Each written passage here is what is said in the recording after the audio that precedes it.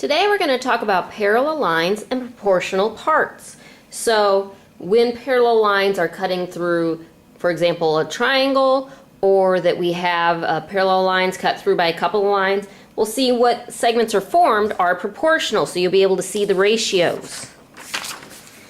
So here we have triangle proportionality.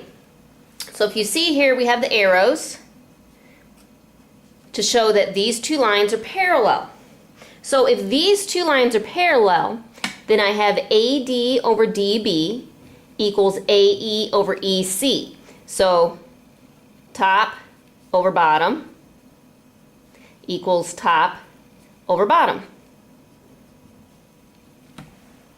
So still things that match. Or if you see that these two ratios are the same, if you do top over bottom and reduce, and top over bottom and reduce, you get the same fraction. I know that these two lines are parallel, so it goes either way. If you're trying to find x, or if you're trying to find if these lines are parallel. So our first example here, we want to find the length of MR, which we have at x here. So first thing we have to do is come up with a proportion. So you can do top over bottom, bottom over top. I just always like to start with x, because I know that's what I have to solve for. So we start with x over, you could do x over 12 equals 15 over 20. So bottom over top, then I would still have to do bottom over top. Now, you may be asking yourself, well, Miss Boyer, didn't we just, when we had a diagram like this, learn that we had to draw two separate triangles? Well, the difference is, if you have measurements for the bases, you do have to make it two separate triangles.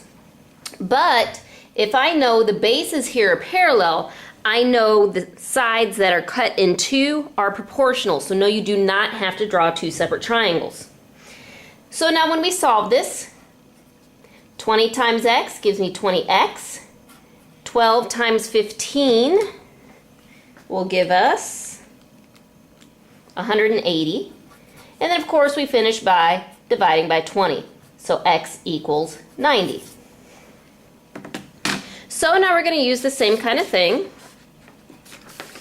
But now we're looking at the two lines didn't necessarily make a triangle. They're just two lines that are cutting through three parallel lines. But as you see, we have a proportion as well in this one. We have DE over AB equals EF over BC.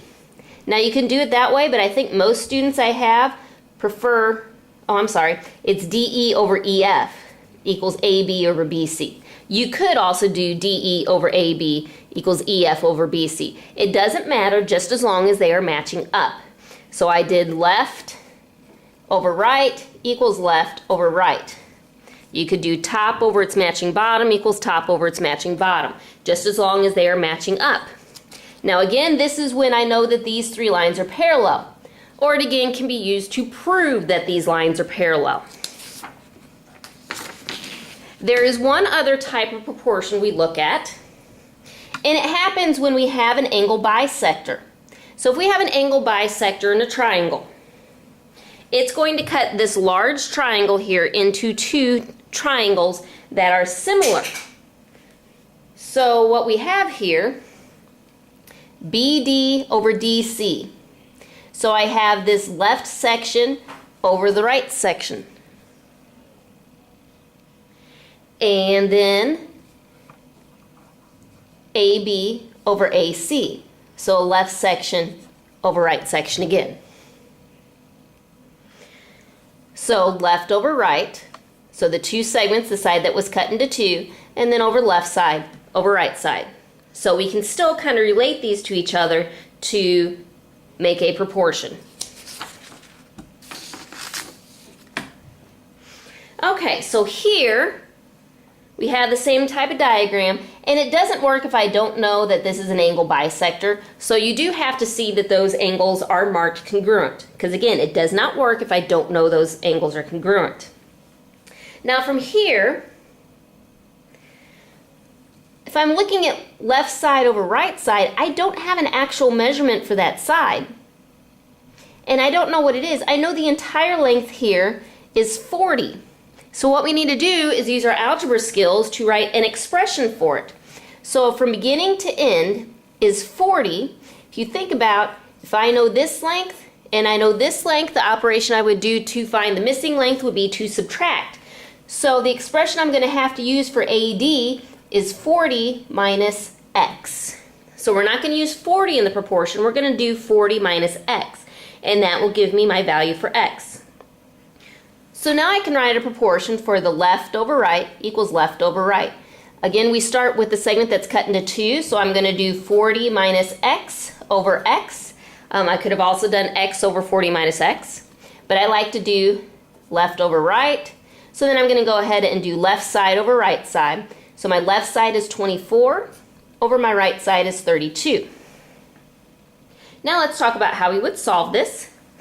Remember when I cross multiply here, there is two terms here. So if we want to write it down as 32 times 40 minus x, so we can remember to distribute that, and then 24 times x would give you 24x. So if I distribute the 32 times 40, gives me 1,280, minus 32 times x would give me 32x, and then equals 24x. So we need to remember, if we have an x on both sides, the operation we need to do is to get your x's together. So I'm going to move this minus 32x over by adding, so that's your opposite operation. So you get 1,280 equals 56x, and then the number with my x would be 56, so I divide both sides by 56. So 1,280 divided by 56 would give me 22.9. And that would be my answer on there.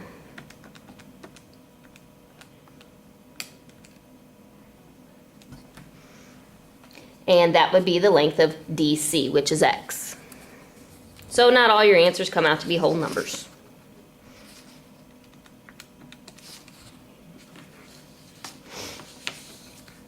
Okay, so this one, you need to look at and remember what it's asking here, because sometimes it'll just have symbols, it won't have the words. If you remember, those double lines mean it's asking, are they parallel? So like we were proving with our triangles or our polygons to figure out if they were similar, we need to do the same kind of thing in this diagram. We need to write a couple of ratios and see if they are equal. So what I want to do is stick to a ratio that's along the same line. So if I look at the top numbers of the 300 and 150, what I would do is do 300 over 150. So since I did left over right, on the bottom line, I'm also going to have to do left over right. So my left would be 240 over 120. I have to reduce both those fractions. So remember, easiest thing, mark off the zeros. I get 30 over 15. I know 15 goes into 32 times, so that one reduces to 2. Same thing on the second ratio, you can mark off the zeros. I get 24 over 12. I know 12 goes into 24 2 times. So because those are equal, then I know, yes, they are parallel. So again, you have to show the ratios, and as long as they're the same, yes, they're parallel. Okay, these are a couple of problems I want you to take a look at and just write some proportions. I have all confidence you can solve them, but I want you to be able to write a proportion for these.